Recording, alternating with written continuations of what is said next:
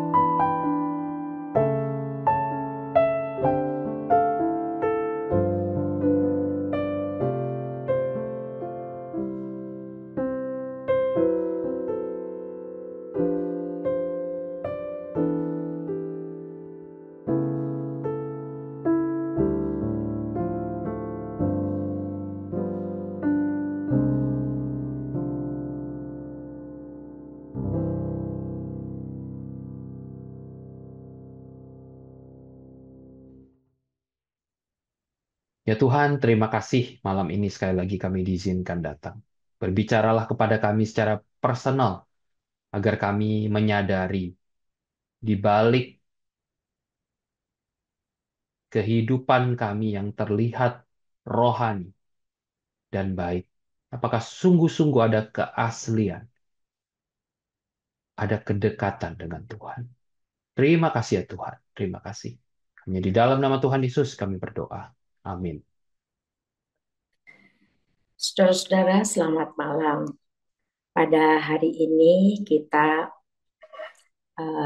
akan merenungkan satu tema, yaitu uh, tentang bagaimana hidup di hadapan Allah yang kudus.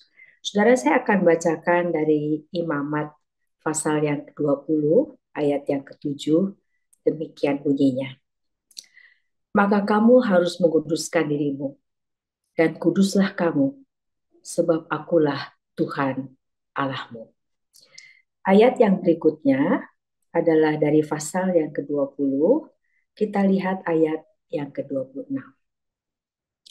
kuduslah kamu bagiku, sebab aku ini Tuhan, kudus, dan aku telah memisahkan kamu dari bangsa-bangsa lain, supaya kamu menjadi milikku. Saudara-saudara, kita ini berhadapan atau memiliki relasi sebagai anak-anak Tuhan ya, dengan Allah yang kudus. Apa sih artinya Allah yang kudus? Itu artinya adalah natur Allah yang tidak ada hubungannya dengan dosa, gitu ya. Karena apa artinya dosa? Itu adalah segala sesuatu yang melawan, berkontradiksi dengan Allah sendiri, baik dengan natur Allahnya, dengan kehendaknya, begitu ya, dengan aturan lainnya. Jadi kita lihat bahwa dia sama sekali tidak bisa berurusan dengan dosa ya atau kompromi begitu ya. Makanya saudara-saudara, pada waktu manusia jatuh ke dalam dosa, kita lihat bagaimana dia tahu bahwa kalau manusia mau kembali kepada dia, dia harus menguduskan manusia itu lebih dahulu. Dan kita tahu dia lakukan melalui karya Roh Kudus yang melahirbarukan kita dan melalui karya penebusan Tuhan Yesus Kristus yang melepaskan kita dari murka Allah dan memperbaharui hidup kita. Ya, katakan kita menjadi ciptaan baru. Yang lama sudah berlalu, sedangkan yang baru sudah datang. Gitu, saudara ya. Nah, jadi kita lihat di sini bahwa kekudusan Allah itu berkaitan erat dengan keberadaan kita. Makanya di sini Tuhan mengatakan di ayat 26, kuduslah kamu bagiku. Saudara perhatikan, kuduslah kamu bagiku. Karena arti dari kekudusan Allah berarti dia satu-satunya dan tidak ada yang lain. Dan dia adalah Allah ya, karena nggak ada kan satu pencipta semua seluruh alam semesta dengan segala satu, itu kan Allah begitu kan ya. Dan semua yang buat aturan lain ya Allah gitu kan. Nah sekarang kita lihat pada waktu manusia jatuh ke dalam dosa, kan manusia mau buat Allahnya sendiri dan bahkan ingin dia jadi Allahnya gitu. Nah makanya Tuhan mengatakan kuduslah kamu bagiku. Itu karena orang-orang ini pada waktu bicara tentang imamat adalah orang-orang yang sudah dipilih menjadi umat Tuhan. Nah, karena kamu sudah dipilih menjadi umat Tuhan, yang Tuhan katakan gini, saudara lihat ini ya. Kuduslah kamu bagiku sebab aku ini Tuhan kudus. Jadi Tuhan itu harus dikhususkan, difokuskan sebagai Tuhan saya, sebagai Allah saya, gitu kan ya. Nah, orang kudus artinya adalah orang yang dikhususkan untuk Tuhan dan mengelola seluruh hidupnya untuk Tuhan, ya. Nah, makanya Tuhan bilang, "Aku telah memisahkan kamu dari bangsa-bangsa lain." Nah, jadi kita lihat karena apa? Supaya kamu menjadi milikku. Jadi kekudusan Allah dikaitkan supaya kita pahami, kamu itu punya saya, Tuhan bilang. Dan kamu itu memang diciptakan, dikhususkan untuk penciptanya. Sehingga kudus itu artinya saya mengkhususkan diri untuk Tuhan dan saya mengelola seluruh hidup saya untuk Tuhan. Nah, sekarang kita lihat.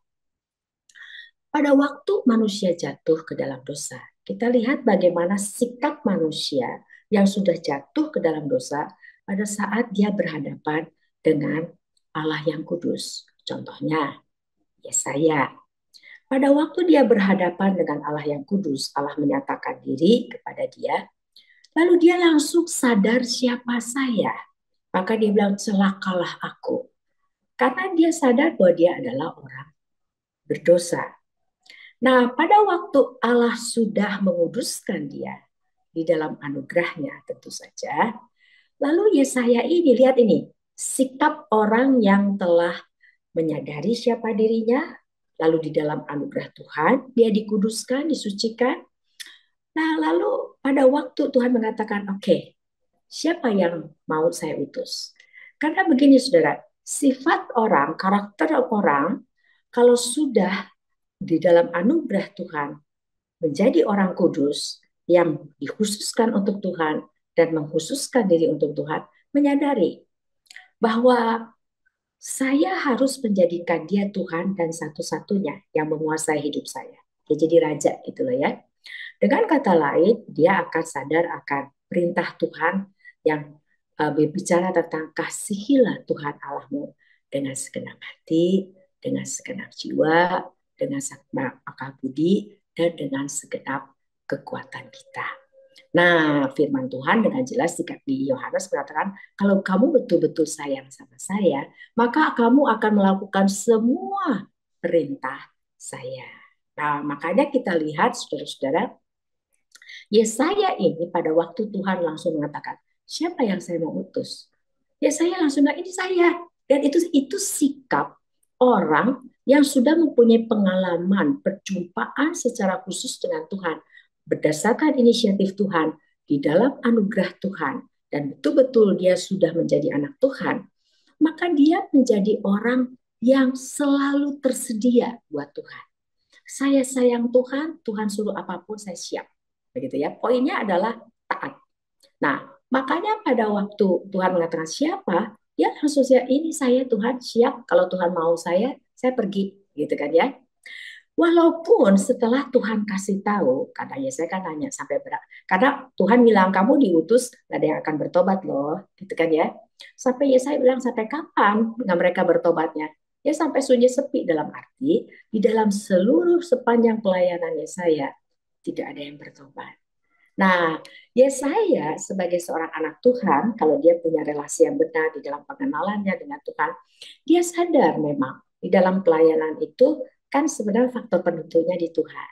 Jadi makanya dia tidak fokus kepada hasil dan Tuhan mengajarkan jangan fokus terhadap hasil. Kamu mah taat aja saya suruh, ya kamu taat karena kamu kan sayang sama saya. Jadi ketaatan kita kepada perintah Tuhan itu tidak berdasarkan hasil, tapi berdasarkan saya cinta Tuhan. Pokoknya Tuhan suruh apa saja, apapun hasilnya kan itu mah fokusnya di Tuhan, faktor penentunya di Tuhan. Maka dia lakukan, dia tetap lakukan apa saja, anaknya dijadiin tanda, begitu ya tentang penghakiman Tuhan. Dia rela, jadi seperti tanah liat yang siap diapain aja oleh Tuhan untuk supaya bisa hidup sesuai dengan agenda Tuhan. Nah ini adalah ciri-ciri orang yang memang berjumpa dengan Allah yang kudus.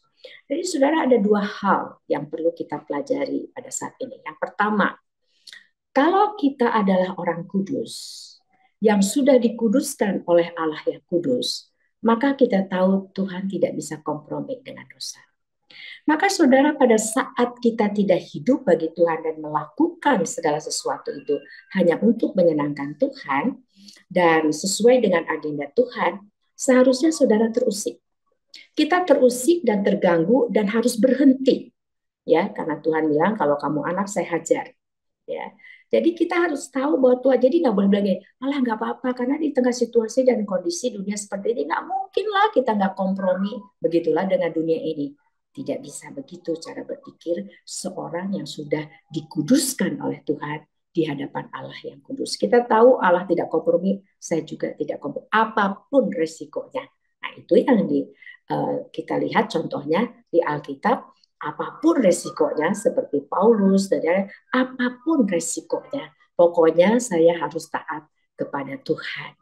Nah, yang kedua adalah bahwa kita ini pada waktu taat kepada Tuhan, faktornya bukan lihatnya atau fokusnya bukan di hasil.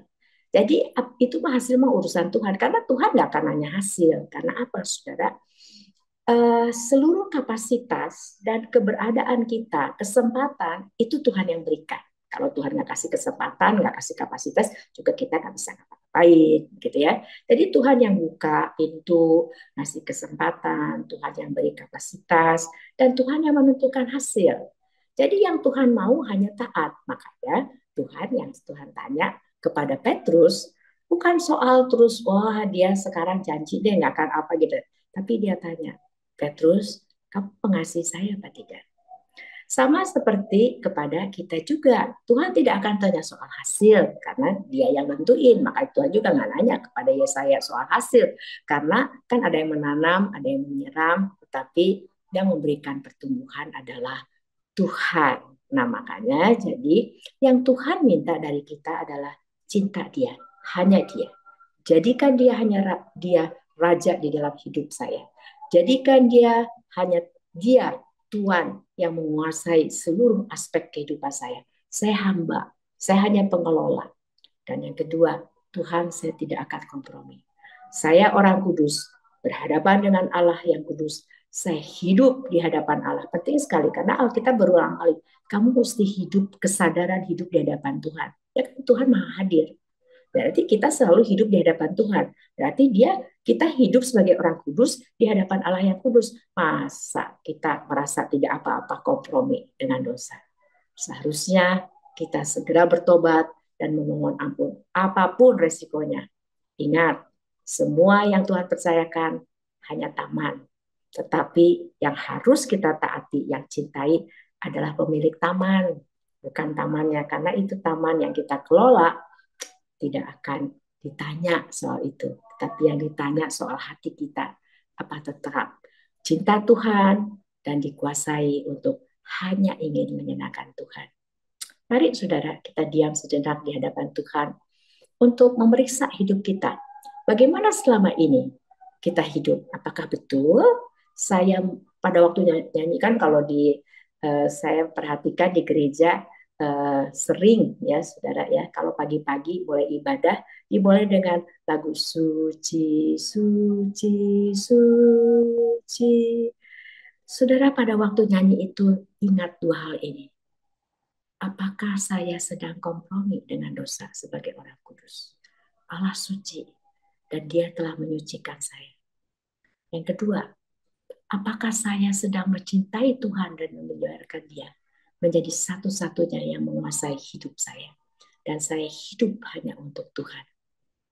Dan apakah saya, karena cinta saya kepada Tuhan, saya taat, saya rela lakukan dan jadi apa saja hanya untuk menyenangkan dia. Mari kita diam sejenak di hadapan Tuhan dan mengevaluasi diri dan hidup kita.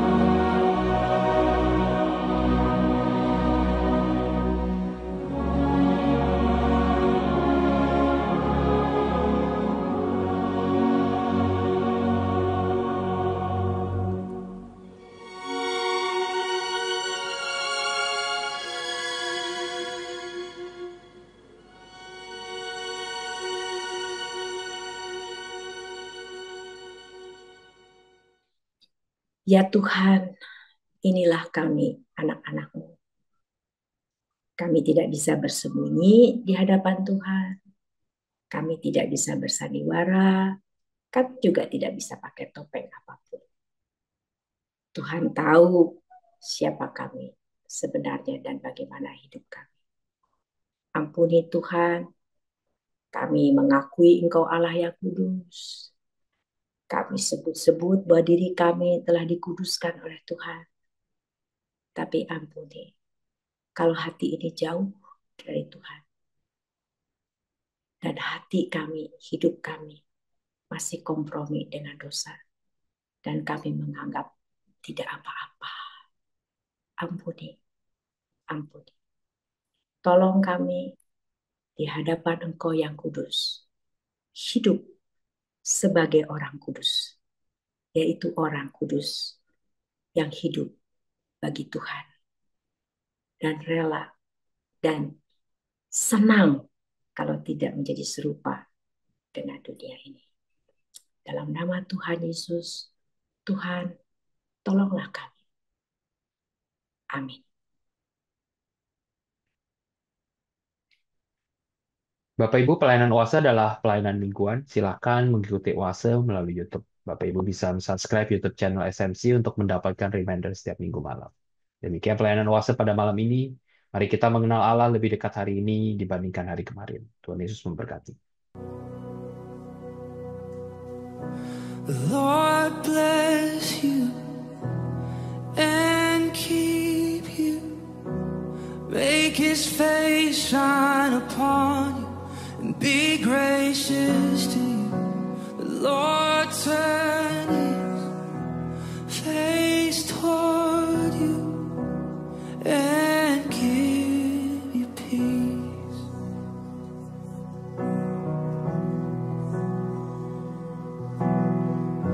The Lord